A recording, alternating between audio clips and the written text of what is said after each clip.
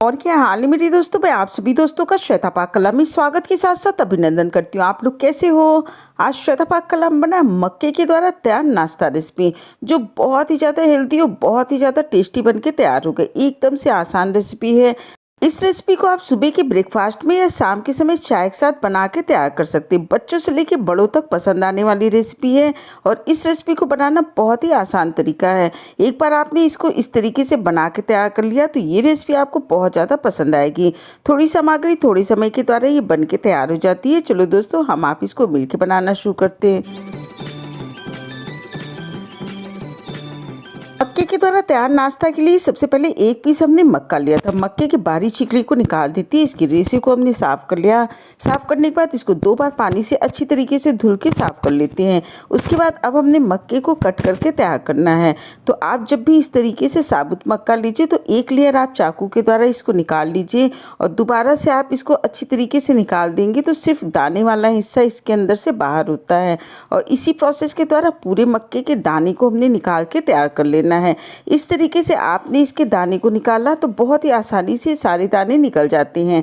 और इस तरह देखिए सारे दाने को हमने निकाल के थाली के अंदर रख लिया है। अब इन दानों को हमने खोल लेना है। तो देखिए दाना तैयार हो गया। और जो हमने मक्का लिया था वो 500 ग्राम का मक्का था। इस तरीके से देखिए दाने तैयार हो गए। अब इसके अंदर हमने 2 पीस हरी मिर्च डाला। तीखा आप अपने स्वाद के अनुसार कम या ज़्यादा कर सकते हैं। एक इंच अदरक के टुकड़े को हमने घिस के तैयार किया है। एक मीडियम साइज के प्याज को हमने छोटे टुकड़े में कट करके तैयार कर लिया। एक पीस हमने शिमला मिर्च इसके अंदर डाल दी और एक पीस हमने इसके अंदर गाजर डाल दिया। सब्जियाँ आप अपने पसंद और टेस्ट के हिसाब से इसके अंदर डाल सकते हैं। स्वाद के अनुसार इसके अंदर पौना टेबल स्पून के करीब हमने नमक को डाल दिया और 1 टेबल स्पून इसके अंदर हमने पाव भाजी मसाला डाल दिया। आप चाहें तो जीरा पाउडर, धनिया पाउडर, गरम मसाला भी डाल सकते हैं। 1 टेबल स्पून इसके अंदर हमने आमचूर पाउडर को डाल दिया। अब इसके अंदर हमने थोड़े से बेसन को डाल देना है।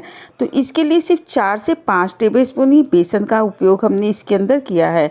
वजन में देखेंगे तो लगभग 50 से 60 ग्राम के करीब ये बेसन होगा।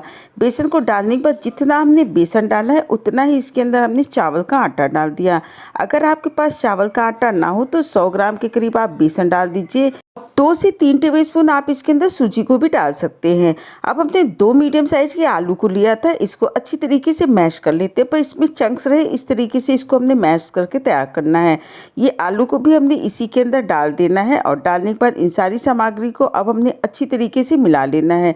इसको मिलाते समय हमने पानी का उपयोग बिल्कुल नहीं किया। बिना पानी के द्वारा आप इसको मिलाएंगे तो आलू और प्याज और मक्के के द्वारा ये अच्छी तरीके से मिल के तैयार हो जाता है। और इस तरीके देखिए ये अच्छी तरीके से मिल गया। सारी चीज़ें बाइंड हो रही। इसी तरीके का हमने तैयार करना था। अगर आप इसको डीप फ्राई करना हो तो आप इसी तरीके से इसको अपने हिसाब से इसका शेप बना के तैयार कर लीजिए और उसके बाद आप इसको डीप फ्राई करके तैयार कर लीजिए। लेकिन हमने इसको सेलो फ्राई करके तैयार करना है। तो इस तरीके से हमने इसको गोल शेप में बना के तैयार कर लिया। इसी प्रोसेस के द्वारा सारे को हमने बना के तैयार करते जाना और एक प्लेट के अंदर इसको रखते जाते हैं। और इतने सारे मिश्रण के द्वारा 12 पीस बन के तैयार हुआ है। अब हमने इसको स्टीम कर लेना है जिससे इसके अंदर की जो सब्जियां वो थोड़ी सी पक जाएं। पर इसको हमने बहुत ज़्यादा स्टीम नहीं करना, सिर्फ 3 से 4 मिनट तक ही इसको स्टीम करेंगे। चाहे तो कोई भी स्टीमर ले सकते हैं या फिर इडली मेकर के द्वारा भी आप इसको स्टीम करके तैयार कर सकते हो। तो इसके ऊपर हमने थोड़ा सा तेल लगा दिया और तेल लगाने के बाद इसके ऊपर एक एक करके सारे पीस को रख देते हैं। अब हमने इसको स्टीम करके तैयार कर लेना है। तो इसके लिए पहले ही गैस पे हमने स्टीमर रख दिया था। उसके अंदर 1 गिलास पानी को डाल देते। जब पानी के अंदर उबाल आ जाता है तो एक एक करके इसको हमने ऊपर से रख देना है। रखने के बाद इसको हमने कवर कर देना है। हमने इसको सिर्फ 4 से 5 मिनट तक ही स्टीम करके तैयार करना है। और इस तरीके देखिए स्टीम होते हुए लगभग 5 मिनट हो गया है। गैस की फ्लेम को बंद कर देते और सारे स्टैंड को निकाल के हमने बाहर रख देना है 10 मिनट के लिए।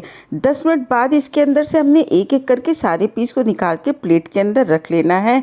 प्लेट में रखने के बाद 10 मिनट तक आप इसको इसी तरीके से छोड़ दीजिए। 10 मिनट बाद इसको हमने सेलो फ्राई करके तैयार कर लेना है। तो गैस पे पहले हमने एक पैन रख दिया था और पैन के अंदर लगभग 4 से 5 टेबल स्पून तेल को डाल दिया। बहुत ज़्यादा तेल के अंदर इसको मत फ्राई करिएगा जिससे इसकी पौष्टिकता बनी रहे। और इस तरीके से एक एक पीस इसके अंदर हमने रख दिए और गैस की फ्लेम को मीडियम कर दिया। जब ये एक तरफ से सेक जाता है तब इसको हमने पलट देना है और दूसरी तरफ से भी इसको इसी तरीके से सेक के तैयार कर लेते हैं।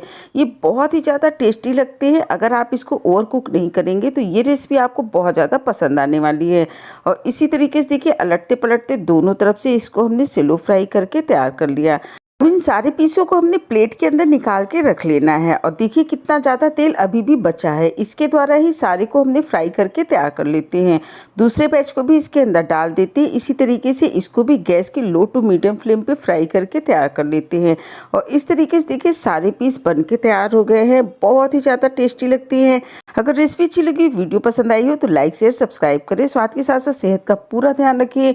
हेल्दी बनाइए, हेल्दी खाइए। आपने अपना कीमती समय निकाल के हमारे वीडियो देखा, इसके लिए आप सभी का बहुत बहुत धन्यवाद, बहुत बहुत शुक्रिया।